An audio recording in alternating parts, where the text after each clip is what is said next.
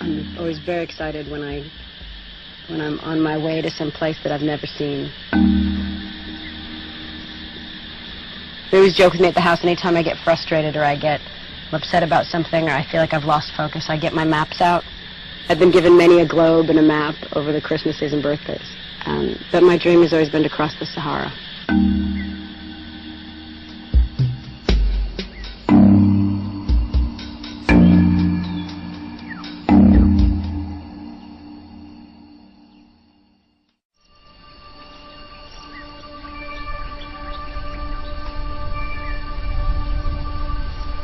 Cambodia, I think, is one of the most beautiful countries in the world.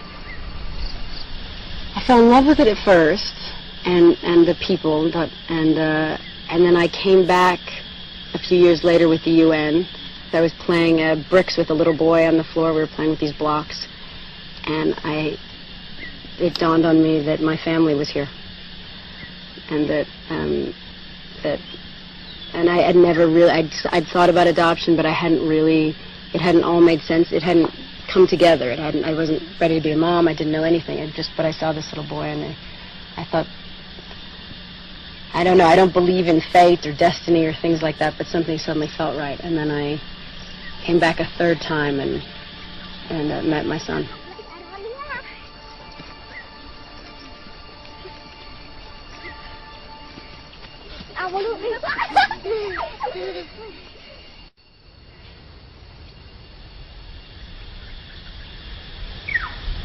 Yeah, I try to experience as much as I can and kind of adapt so we can blend and have a full experience. So you try to not hold on to those things that are your comforts of home, and you try to let them go and be of the new country. The biggest thing, actually, to be honest, here in Cambodia is my boys love to eat crickets. It's their favorite thing. And they eat them like, when I first gave it to them, I thought I wanted them to understand culturally. I wanted them not to be, turned off by something that was of their culture. So I bought it, and I said, let's all, and they ate them like Doritos, and they wouldn't stop. And they brought to-go boxes home, and I had to actually ban the cricket eating at a certain point because I was afraid they were going to get sick from too many. So as soon as we landed, we had a friend bring us two to-go boxes full of crickets, and we all sat in the car eating them. But they're good. They are like a potato chip. We've had the beetle.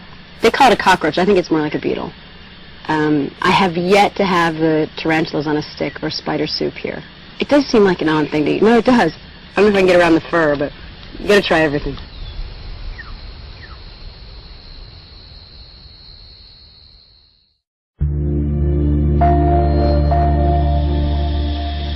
It was a really, really big education for me in how much I didn't learn in school, because they'd touched on the Vietnam War and they'd touched on maybe a little bit about Cambodia, but they really didn't, in the school I went to, get into depth about really what happened and really how much these people suffered and really how horrific it was. And the point is, they've been through all of that and they live in extreme poverty. And they are some of the most sweet-natured people you'll ever meet in your life. And you can't imagine how they can be so at peace and so kind and so open with what they've gone through. And you think, how is that? You know, can you imagine the things we complain about?